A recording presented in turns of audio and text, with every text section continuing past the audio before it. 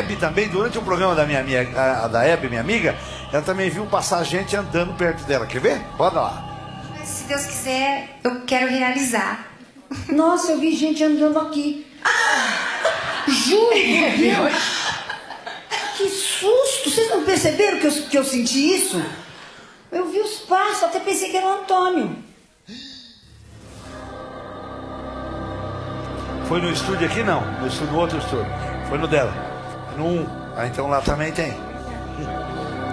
Saiu daqui, foi lá. Agora, a pergunta que eu anotei aqui para fazer é a respeito de mitos e histórias que a gente sabe. Eu não duvido de nada, eu costumo dizer que se essa caneca falar para mim bom dia, Jô, eu falo bom dia, caneca. Para mim não tem problema nenhum em acreditar nas coisas. Mas cético, como você é, com o mesmo tipo de ceticismo. Eu já li muito a respeito dos famosos monges voadores do Tibete. Sim. Existe comprovação realmente disso ou é só papo? Porque quando a gente vê escrito, a palavra escrita tem uma força. Claro. Então você lê num livro sobre narrativas, pessoas que viram um monge catando frutos nas árvores, voando e tal, aquilo tem um peso muito grande. Existe comprovação dessas manifestações? Eu nunca cheguei a ver. Eu já ouvi falar de práticas mas não é vamos conseguir voar, não é isso. Existem práticas de meditação da própria energia interna, no qual não é que se voa, mas consegue se dar saltos muito altos sentado. Não, isso sim. Isso então, não. Isso eu já vi até no programa. O salto não chegou a ser muito alto. Na verdade, parecia uma perereca. Eles saltavam isso aqui, assim. Não, mas existem lugares que se faz quando se faz esse retiro. Eu nunca cheguei a ver, mas conheço pessoas que têm mestres ou amigos que fazem isso. Se faz uma pequena casinha de retiro, completamente fechada, fecha ela completamente por fora. E ela é muito alta, para ele poder dar esses pulos. E quando, depois de um tempo de retiro, começa a se ouvir por fora, bom, o barulho dele dá aqueles pulos e cair. Não, volta brabo, quer dizer, não é que ele fica lá e pousa. Não. Isso. Eu já vivi experiências muito interessantes nesse terreno, mas eu sou uma pessoa que resiste muito. Né? Eu acho que tem certas revelações que de tal maneira viram a tua vida de cabeça para baixo, a tua compreensão do mundo, e você costuma resistir a elas. Mas eu já vivia coisas muito interessantes, fenômenos muito interessantes. E um deles, dá tempo de contar um, por exemplo? Diga. Eu adoraria ouvir uma explicação deles. Uma vez estava eu em casa sozinha, e na minha casa tinha um baleiro antigo desses que eu tinha comprado em brechó, coisa assim. E eu cheguei perto do baleiro para pegar alguma coisa, de repente aquele baleiro que estava sobre uma superfície de mármore, ele começou a girar extraordinariamente, a correr pelo mármore e a soltar uma luz que parecia uma Broadway. Era uma coisa enlouquecedora. E eu fiquei estarrecida e dizia, meu Deus, eu vou morrer eletrocutada. Aí dizia, não, claro que não vou, isso não é um aparelho elétrico. Chamei o porteiro correndo, chamei meus filhos que vieram da rua rindo de mim, dizendo, mamãe, você teve uma alucinação. Meu irmão queria me levar no médico, foi um horror. Chamei um engenheiro e o engenheiro disse que não podia ser estática. Aí vieram os amigos preocupados já no dia seguinte, e eu entrei com os amigos na cozinha, isso foi o que me salvou, e eu disse, foi ali. Quando eu falei foi ali, tinha 4 pessoas, a mãe da Márcia Ítalo, que é uma pessoa que trabalha em televisão, a Bia Sion, que é uma atriz, e tinha uma menina que era babá lá em casa. Quando eu disse foi ali, o baleiro fez tudo de novo, na frente deles todos. Aí foi uma coisa muito impressionante. A mãe da Márcia Ítalo era espírita. Ela disse que foi o fenômeno mais bonito que ela já tinha visto. Mas eu não sei o que isso quer dizer. Nunca mais aconteceu. E aí, olha, isso só indica que você primeiro tem muita energia e que talvez o dono ou a dona do baleiro também estão implicadas nessa história. Eu falo dono ou a dona, pessoas já falecidas muitas vezes. Então, você teve um fenômeno de efeitos físicos que ocorreu na sua presença, esse é o efeito cinético, porque pega um objeto e desloca o objeto de lugar, é chamado de efeitos físicos também. Então, mas isso ocorre em presença de um doador de energia.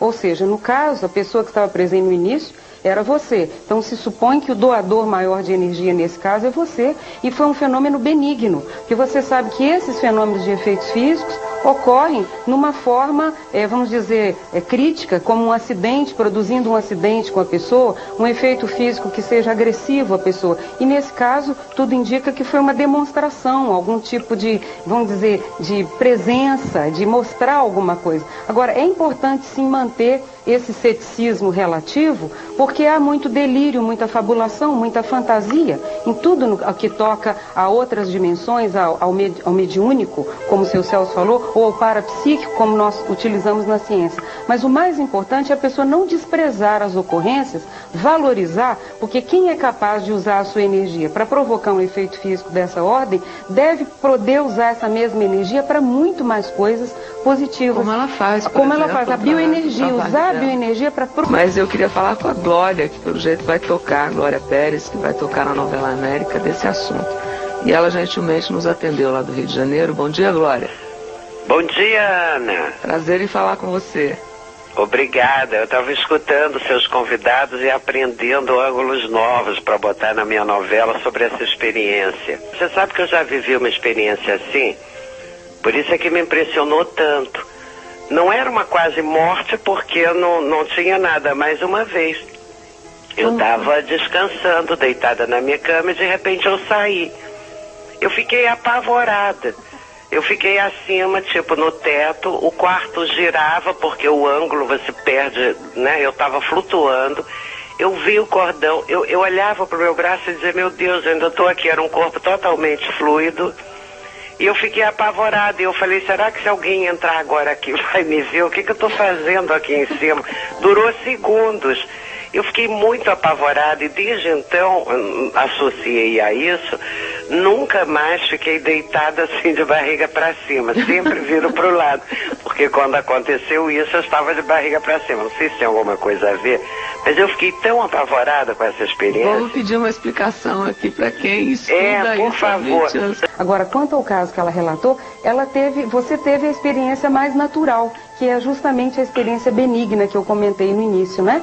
É a pessoa deitou, relaxou um pouco, o campo de energia de todo ser vivo, o nosso principalmente, ele expande na hora que você relaxa o corpo. Então dá uma sensação de que você inchou como um balão, que as suas extremidades estão ficando grandes.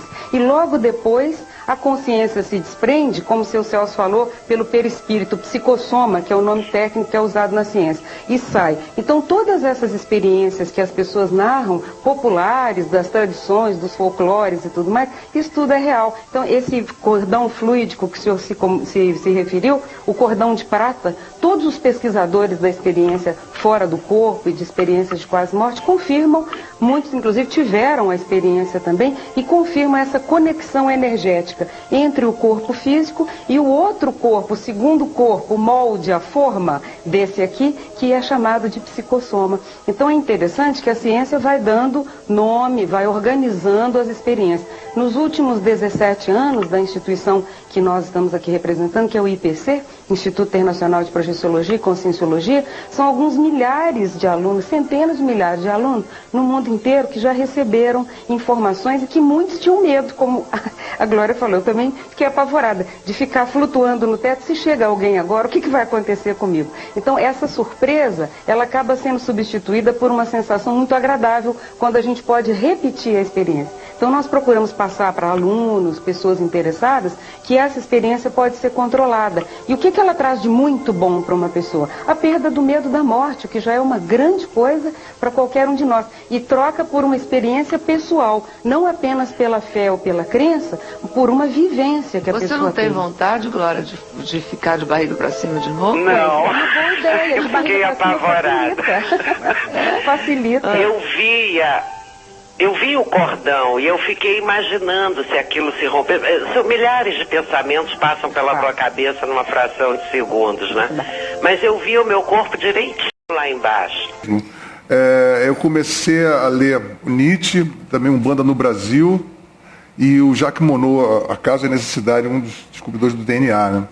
Eu tinha uns 12, 13 anos, aí eu fiquei profundamente... E aí eu virei cambono de centro espírita também, mas era uma coisa muito jornalística. Eu ia todas as sextas-feiras por um centro ali na rua Marquês de Olinda, lá em Botafogo, e ficava querendo entrevistar um Exu lá que chama-se Tranca-Rua. Eu tinha fascínio pelo Tranca-Rua, e tinha uma certa excitação sexual por pombagira, sabe? Eu confesso que eu cheguei a bater uma punheta para Maria Padilha uma vez na minha vida. E aí, o negócio é o seguinte, com essa situação meio mórbido, rock and roll, eu comecei a entrar fascinado pelo tranca-rua. Eu chegava no final das sessões, eu já estava cansado, eu falei assim, olha, tranca, né? Tranca com a morte. Tranca. O negócio é o seguinte, eu vim aqui saber qual era a sua vida, não quero te pedir nada, eu achava muito deselegante ficar fazendo trabalho, assoberbando as entidades, né? E eu queria só dar uma boa vida para as entidades. Eu falei assim, eu vou fazer um autódromo de espírito, quer dizer, um aeroporto, né? Lá em casa. E aí, foi nesse meio tempo, já fascinado pela Maria Padilha, já fascinado pelo tranca-rua, já conhecendo todos os vocabulários, né? Porque tem toda uma terminologia, né? Um bandístico candomblé. Aí você já sabe, aí você sabe que os balbucios são aquilo, começa a identificar as coisas. Numa gira daquelas, apareceu uma outra entidade mais assim irada, que disseram que era o chefe do cemitério, era o Exu dos Exus. Aí eu falei assim, eu adoro o chefe, né? Vamos ver o que o cara faz. Aí o cara, eu fiquei muito impressionado que ele não, é uma entidade que não emitia palavra, só ficava, tinha tanto ódio. Eu falei, pô, que legal. Aí, pô, o cara ficava se torcendo todo. Aí uma coisa que me deixou assim fascinado foi uma vez que ele pegou um copo assim, pá, jogou no chão, pegou o vidro e começou. Eu falei assim, pô, esse cara realmente me convenceu, legal. Aí eu falei assim, vou ver se eu... Aí aconteceu o seguinte, eu falei, vou lá pra casa, vou me concentrar, vou ver se o Exu Caveira bate no meu quarto. Aí eu botei um Pink Floyd na vitrola, botei umas velhinhas, fechei a janela, fiquei, Exu, vai Caveirão, pode vir aqui, pô, você vai ter aqui um alento, você não vai ficar soberbado de trabalho, você vai ter um peito amigo para chorar suas mágoas, eu não vou ficar aqui pentelhando você, para você fazer serviços sujos, etc e tal. Bom, eu tô ali, daqui a pouco eu tive um piripaque e caí, aí eu acordei, eu estava já deitado na cama, eu olhei assim, estava tudo destruído ao meu redor. Tinha um álcool Pring, sabe, aberto assim pela metade. Eu falei assim, mas que cenas de muita violência que davam para se notar que não tinha sido apenas uma queda. Eu devia ter tido um acesso, fiquei possuído, alguma coisa parecida. Fiquei meio assim tonto. Falei, mamãe, vou vomitar. Aí, pô, vomitei. Aí passei um pouco melhor. Aí eu tive a sensação de que nada era igual ao que era antes. Aí eu fui fazer um exame e disseram que era epilepsia. Aí fiquei epilético. Eu fiquei epilético, agora eu não sei se era histeria sexual, também podia, porque eu era um cara muito reprimido. Podia ser isso, e aí eu fiquei até nos anos 90, que eu fiquei epilético. Uma vez ela chegou na porta do meu quarto, eu estava dormindo, eu morei um tempo com ela. Aí ela tá muito velhinha agora, eu perguntei pra ela assim, vó, ela fez 89 anos, falei, vó, quantos anos você fez? Ela, 50 e pouco.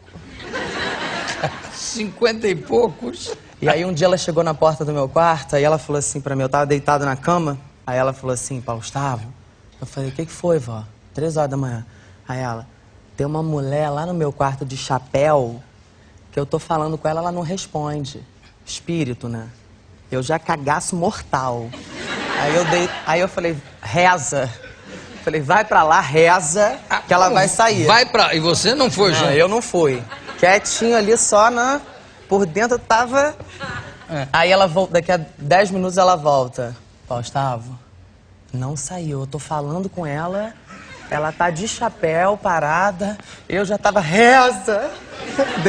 Eu não queria ir lá de jeito nenhum, então ela tinha essa mania, ela vinha, falava. Mas peraí, não vai lá. Não vai terminar a história assim. Vocês não querem saber o que... A mulher do chapéu, cadê a mulher de chapéu morou lá em casa há muito tempo. Depois um dia eu fui com uma amiga minha e aí eu falei... Quer dizer, ela não foi embora nessa Não, ela morou lá em casa um tempo. E aí Você viu alguma vez? Eu não vi. E aí uma vai amiga... ver. Eu não moro mais lá. Não, e eu fui alugar um apartamento... Não mora mais lá? A mulher de chapéu também não. Né? Tá procurando apartamento. Mas você sabe que eu procurei um apartamento no Leblon pra morar, eu fui conhecer o apartamento 2 vezes, falei, tô apaixonado, vou morar aqui. Mas eu tava com uma coisa, eu falei, esse apartamento, eu vou perguntar quem morou aqui antes. Aí eu virei pra mulher um dia e falei assim, vem cá, quem morou aqui antes antes agora? Aí ela falou assim, um velhinho que morreu de câncer. Falei, dá pra mim não dá pra mim. Aí parei, não aluguei o apartamento. Eu tenho um cagaço fudido de espírito, Jô. Mas o que te garante que o velhinho ia estar lá? Primeiro barulho na sala, eu já ia ver o velho passando com a xicrinha assim, ó. Tô fora. Não dá pra... Ele devia ser casado com a velhinha de chapéu. É, né? Alguém viu, além da sua avó, alguém viu essa senhora de chapéu? Então, uma amiga minha, um dia eu entrei lá em casa, eu já sabia que ela eu tava sentindo que ela tava ali no segundo andar. Era à noite, a gente tava divulgando uma festa. Aí eu tinha que pegar o bloco de Felipe. Fazendo o quê? A gente tava divulgando uma festa. Filipetando uma festa, muito tempo. Mas isso era uma atividade profissional? Não, eu fazia. Há muito tempo atrás eu já trabalhei em várias festas e como filipetando mesmo, né? Filipetando a festa. Era uma maneira de ganhar dinheiro, né? Sim, claro. E aí eu falei, a minha filipeta tava lá em cima no quarto, aí eu já sabia que a mulher tava lá e ela não sabia, então ela não tinha medo, não fui covarde, mas eu falei, Mariana, vai lá no meu quarto e pega a filipeta que tá em cima da mesinha lá de cabeceira. Ela tá, daí subiu, eu fui beber água, ela desceu com isso aqui amarelo. Isso aqui dela era assim, ó. Aí eu falei, Mariana, o que foi? Ela, não, nada. Eu falei, o que foi? Ela, nada. Não querendo falar. Aí a gente saiu, quando a gente saiu lá de casa, eu falei, Mariana, você vai me contar. Subiu lá em casa, desceu amarela, não vai me... lá em casa, no meu quarto. Aí ela, não, quando eu tava descendo, eu vi uma mulher de chapéu. Falei, porra, a mulher tá lá ainda. Ela não saiu, ela morou lá há muito tempo. E você... De graça. Mas você voltou, você dormiu essa noite? Eu dormi, eu morei lá há muito tempo e toda vez, eu dormi muito tempo com cagaço ali. Mas o cagaço de que se você não via a mulher de chapéu? E eu ali dormia com a mãozinha aqui, ó, porque eu tinha medo dela chegar e fazer, deixa eu te falar uma coisa, no ouvido aqui, ó. Eu não tinha essa coisa espiritual de sentir quem já foi daqui da Terra, que está numa outra dimensão, mas minha mãe não via, ouvia tudo. Então, minha mãe ficava muito nervosa quando dizia, mãe, eu venho, menino, eu não estou vendo você, por favor, eu não estou vendo você assim que eu vi, né? Como se fosse na matéria, e a gente sabe que não é, assim que eu vi. Aí eu sempre acredito nisso. E um dia, agora no tempo do rock, eu estava mostrando as pessoas que foram, eu disse, pois é, os hippies dormiam no chão, quando eu falei, os hippies dormiam no chão, eu colocava flores e postas psicodélicos, quando eu falei, os hippies dormiam no chão, e eu colocava, quando eu falei, os hippies dormiam no chão. Aí eu levei um susto, muito, eu fiquei sem ação.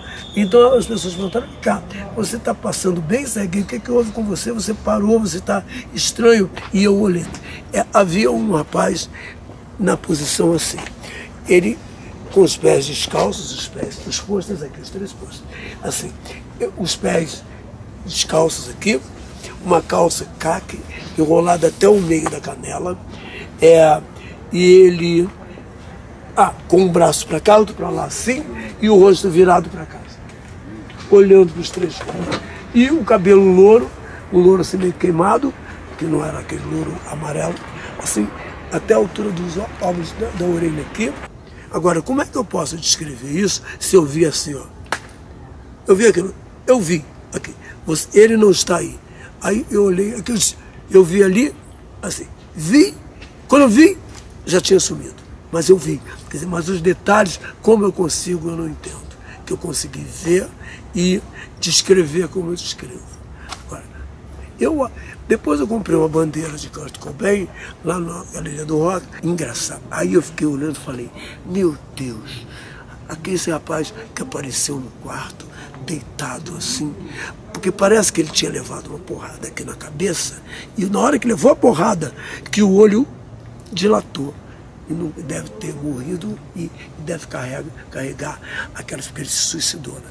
Carregar aquela expressão dos olhos assim, para sempre até. Deus é que eu não sei, da outra dimensão, a gente não sabe o que é, porque não nos é permitido saber, eu não sei. Agora, realmente parece muito com o Kurt Cobain, muito, o tipo de cabelo aqui assim, e os olhos e os olhos. Só que o olho opaco, não tem. Já na fotografia, que está no banheiro, daquela bandeira grande, ele tem um brilho nos olhos, mas é o mesmo feitio de olho, a mesma cor do verde. Ele deu um tiro na cabeça, de maneira que ficou, parece, soltou a placa, né? Aqui, quando ele atirou na cabeça, mirava, né? Quando ele atirou, soltou essa parte toda. Então, na hora que o tiro bateu, ele deve ter, não é? Os olhos devem ter. Então eu fico com essa coisa na minha cabeça, que podia realmente ser ele ali. Isso, olha, quando eu não via mais a coisa, que as pessoas saíram do quarto, voltando à história, eu falei, meu Deus, olha só, vocês andam por aqui, né? Eu vejo você subindo a escada, eu de vez em quando vejo passar alguém na sala, mas eu não consigo ver mesmo como eu vi você. Agora eu não estou vendo mais. Ó, fica à vontade, espero que você entenda a minha língua, o que eu estou dizendo. E espiritualmente eu acho que sim, né? Mas você vem aqui, fica aí, a hora que você quiser. Traz os outros amigos, os hippies, todos que andam vagando por aí. Vem para cá, fica aí, já que vocês se sentem bem aqui. E aí fiz assim, eu não gosto de falar, foi um pouco emocionado. Aí falei assim, saí do quarto, expliquei. Uns riam assim, um descrédito, outros ficavam sérios, e que se danem, que eu não estou nem aí pra porcaria nenhuma, entendeu? Eu acho que eu disse porque eu ouvi e acabou. E aí, como eu estou contando para você, quem vai dizer, esse cara é maluco, eu não uso drogas. Se eu usasse drogas, por exemplo, eu considero aquilo uma fuga, uma estupidez. Como eu sou uma pessoa muito feliz, eu nunca vou usar, porque eu não tenho. A vida é emoção. A hora que você perde a emoção e vai procurar emoção numa viagem estúpida, idiota, que vai. Nós somos espíritos, estamos colocados dentro dessa caixa aqui. Se você esculhambar com isso aqui, você que está preso aqui, como nós estamos presos, você até soltar daqui a placa, você está de repente, você aí já está em outra dimensão, então você vai sofrer horrivelmente, né? Ou não, vai sofrer mais ou menos. Os índios, eles têm, principalmente os índios da América do Norte, das pradarias, todos eles são reencarnacionistas.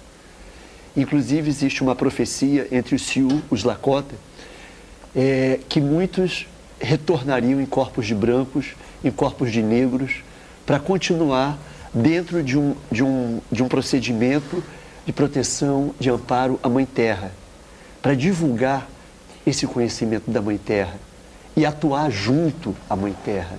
Pra você ter uma ideia, eu conheci um menininho negro aqui no Rio de Janeiro, que ele se dizia que o nome dele era Maipiu Aluta, um garoto pequenininho, de 7 anos de idade.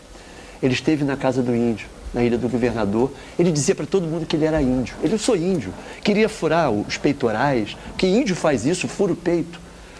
Pouco tempo depois, a diretora da Casa do Índio tomou conhecimento desse livro aqui, Enterre Meu Coração na Curva do Rio, de Dee Brown. Isso aqui está encadenado, de 73. O nome de Nuvem Vermelha era Maipiu Aluta. E os Lakota, eles fazem a cerimônia da perfuração, da dança do sol, e tem essa perfuração. E ele falava do nada, ele? Falava do nada. Ele dizia para todo mundo que ele era índio, era negro. Ele ficou uma semana na casa do índio, ali convivendo com os índios em trânsito, alguns em recuperação hospitalar e tal, depois de tratamento hospitalar. E depois ele retornou e um dia apareceu de novo na casa do índio, já homem, vendendo gás, tocou lá. Foi convidado para tomar um cafezinho. E a Lacariri perguntou para ele, vem cá, você ainda está com aquelas manias de índio? Eu falei, tô, eu vou voltar lá para a Bahia, vou lá para a Bahia, vou casar com uma índia Pataxó, já estive lá e vou viver lá com eles. São reminiscências do passado. Aquele menino daquele livro A Volta,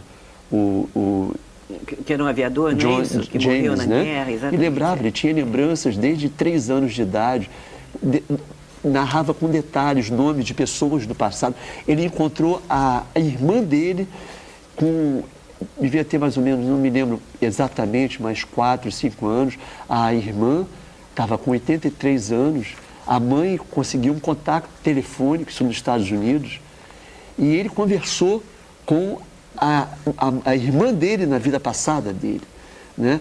E uma série de evidências. O pai era completamente alheio a isso, achava que era invenção da mente dele. Quanto mais o menino falava, o pai ia na internet, comprovava todos aqueles nomes, todas aquelas referências. Ele lembrava do modelo de avião que ele morreu na guerra, ele falou o nome do modelo do avião. É mesmo fazer a plateia participar. O que acontece, assim, que me chama muita atenção nesse espetáculo, quando a gente fala de candomblé, fala de espiritismo, fala do evangelho. Todo mundo ri. Bom, aí quando começa o quadro do catolicismo, aí cria um climão. Aí não.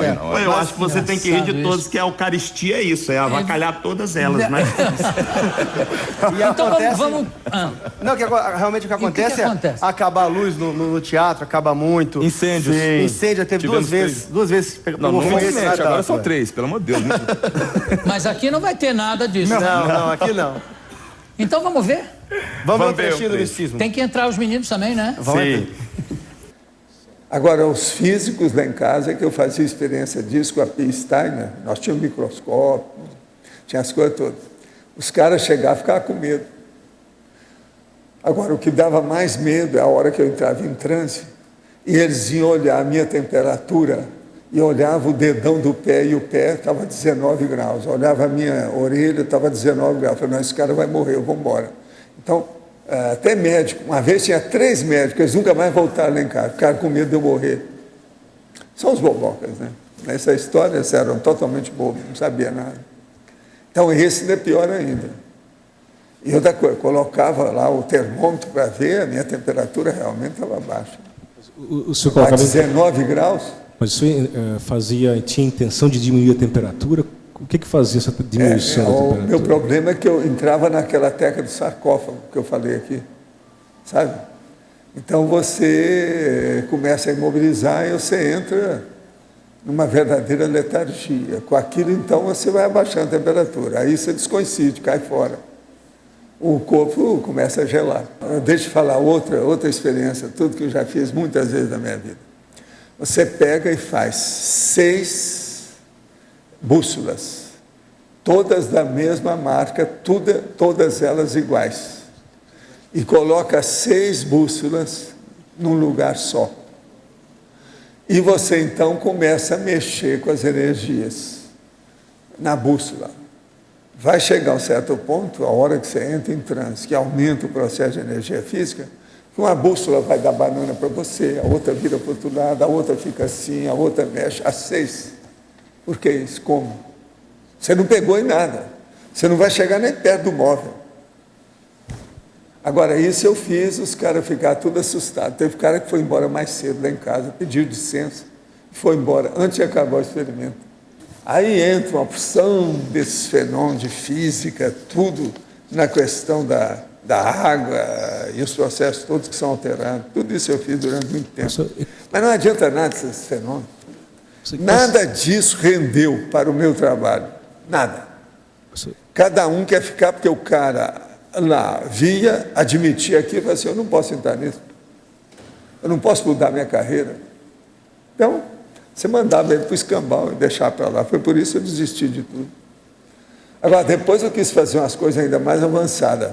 Falei lá com o meu amigo, o Lattes lá, ele falou, não entra nisso, bobagem. César Lattes. Mas ele tinha alguma experiência parapsíquica para ter ideia? Não, mas ele teve uma experiência física e eles achavam que ele era doido. Ele tinha uma espécie de cotoveloma violento com o negócio. Agora... Porque é uma cidade alta. Cabe lá? Cabe. Lá nós temos água para a humanidade inteira. Inclusive, eu já fui vice-prefeito, sou médico, e lá cuidamos muito da ecologia da região. Muito bem. Todo mundo devia cuidar mesmo, um pouco, pelo menos, da ecologia, né? É porque é grave. Porque a Terra e é grave. É grave. E ninguém se liga porque é grave não para agora, né? É daqui 10, 20 anos. É grave para, sei lá, acho que um pouco mais, mas é uma coisa que, se não se tomar providência, vai acontecer. Você faz parte também da igreja do seu filho? Não, não faço parte não, Jô. Mas já também tive contato com nave espacial. Já? Eu estava junto com ele uma vez que a gente viu no aeroporto de Alto Paraíso. Eu era já vice-prefeito da cidade e lá a história, desde que nós chegamos lá em 81, o pessoal falava muito disso. E eu duvidava. Até que um dia eu vi era 7h30 da noite, e vi um globo de vidro flutuando em cima da cidade, a menos de 100 metros. Era um globo de uns 30 metros de diâmetro, com uma luz opaca. E aí eu peguei um carro junto com 2 amigos e fomos acompanhando até que chegamos no aeroporto da cidade e chegamos a menos de 20 metros desse globo. E eu já tinha sido orientado que se eu visse alguma coisa, desse 3 sinais de luz. E aí eu fui para a direção, dei 3 sinais de luz e esse globo expandiu num fenômeno luminoso que eu nunca vi na vida, e expandiu como se fosse a refração da luz em mais de 10 vezes o seu próprio diâmetro, voltou, expandiu novamente, voltou, expandiu novamente, voltou. E continuou a 20 km por hora.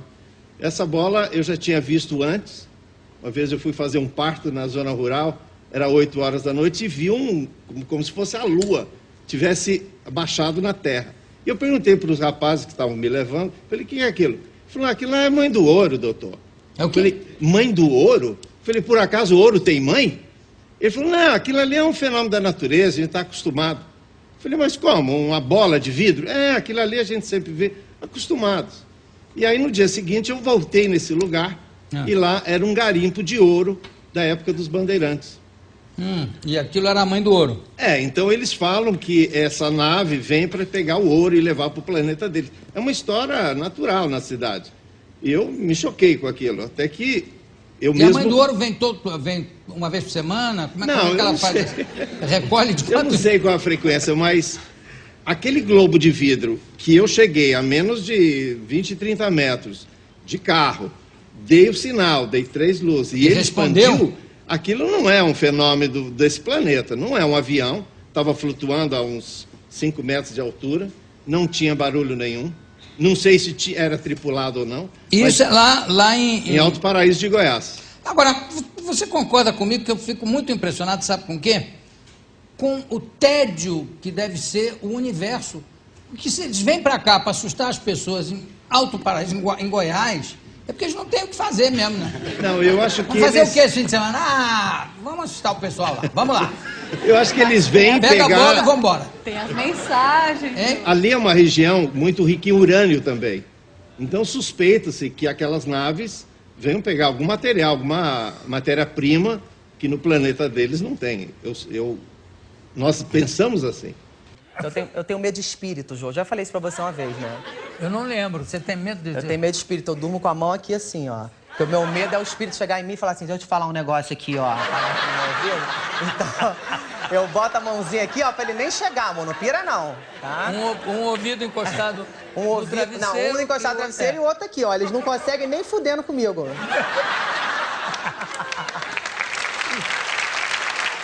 Paulo... E esse medo vai aumentando com o tempo ou agora você diz, não, que bobagem, não precisa... Não, sei lá, às vezes são dormindo. Fases, né? Às vezes eu tô muito agitado, às vezes eu não tô. Mas você já ouviu algum espírito falando com você? Não, eu já... Para com isso, para de fazer isso. Não, eu já senti presença. Sabe como é que é isso? Não. Você tá parado assim, você sente um troço chegar aqui, ó. Aí você fala, puta merda, ó. Mas não chega a falar nada. Sem barulho, sem nada. É só um calorzinho assim, ó. Tô aqui com você, qualquer coisa, tô aqui, ó.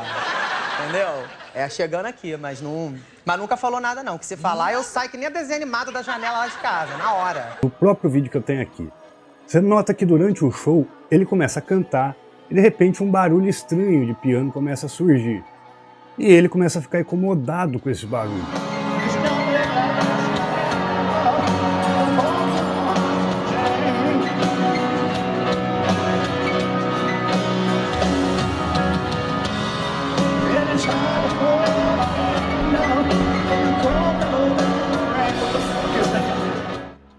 Em uma determinada ocasião, ele se irrita de vez e fala, mas que diabos está acontecendo aqui?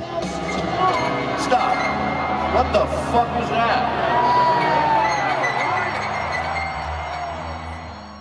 Aconteceu então que o show foi interrompido momentaneamente E dá para ver que o barulho continua. Inclusive ele diz que não era ele que estava tocando. Aliás, ele até chega a tirar as mãos do piano e o barulho continua.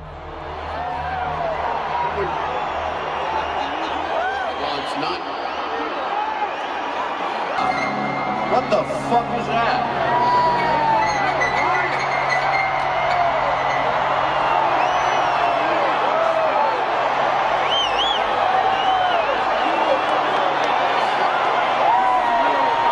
Can we stop it at least?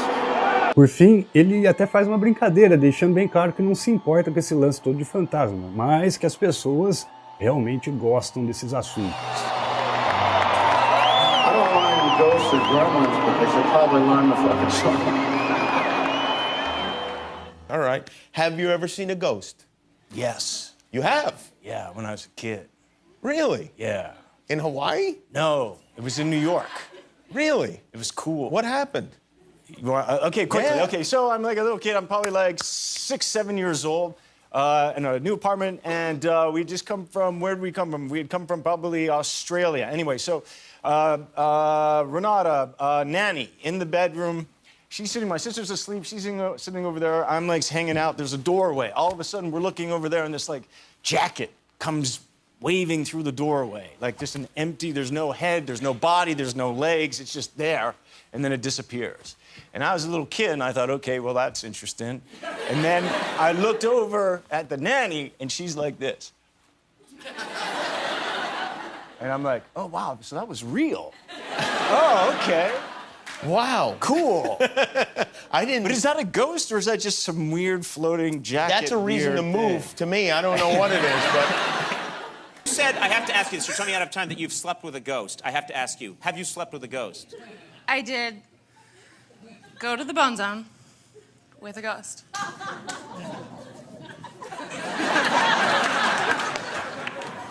I mean, do you want details? Yes! Ghost of who? Was it a ghost of a famous person? Was it like... I don't know his name, but he was in my house. You don't know his name? Well, he's a ghost, and so he just started, like, caressing me like this. Oh. This story's getting better. And so then things proceeded from there. Right, it was a sexy time. It wasn't like sex. Can we talk about your house in Texas? Because I'm obsessed with this stuff. You have a haunted house. I do. All right, and it's really haunted. It's an actual haunted house, yes. So what do you mean it's your house? It's a house that your family lives in, or you live in? It's the house that I grew up in Texas, so technically it's my parents' house. Okay. But, has it been haunted since you were a little girl? Yes. When I was a little girl, my mom walked into the room, and I was talking to something. And my mom was like, who are you talking to? I was like, it's the little girl in the picture frame. Her name is Emily. And then my little sister ended up doing that when she was around the same age. But this time she was like, it's the girl that lives in the closet. So honestly, like this is not a long enough segment to tell you everything, because it's like an hour of stories. It gets to the point where we're like, I bring people over, I'm like, watch, something will happen. They're like, no, it won't. My friend did that, and he got a text message from his friend. He sent a text and he goes, I think this place is haunted. And it sent back, definitely, definitely, definitely, definitely, definitely, definitely, definitely. He was like, why'd you send it so many times? He goes, I didn't send it that many times. Wow. Yeah. That's amazing. There was a red balloon, or actually, I don't know what color that is. I just said red because it's scary. My uncle actually, this is true. My uncle actually was watching TV, and all of a sudden this balloon floated down the stairs. What balloon floats down, by the way? And then it turns the corner. The ones that are running out of air, but it turned the corner and it went down, though. Yeah. But was there a red balloon in the house to begin with? I mean, that's the question. If it comes out of nowhere, that's more impressive. No. There was, I think there had been balloons. All right, then that's not impressive. Well, you know what? You should just come over and see them. No, I do believe in and I'm fascinated by that stuff, but that's not a good story. Okay, well then you know what? You'll have to bring me back on the show so I can tell you because I want to hear more story. Yes. But leave the balloon story out. Next time you tell a story, I like definitely is a good one. Okay. I think all of the people who were introduced and those who were not introduced, all of whom have made their contributions to America, many inspired by President Roosevelt. And a special thanks to the members of the Roosevelt family who are here, and to one who is not, Eleanor, who made sure that the 4 freedoms were included in the preamble to the Universal Declaration of Human Rights in 1948.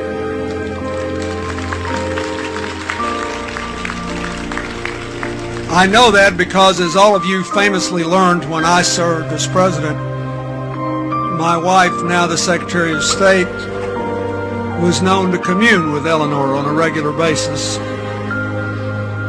And so she called me last night on her way home from Peru to remind me to say that Eleanor had talked to her and reminded her that I should say that.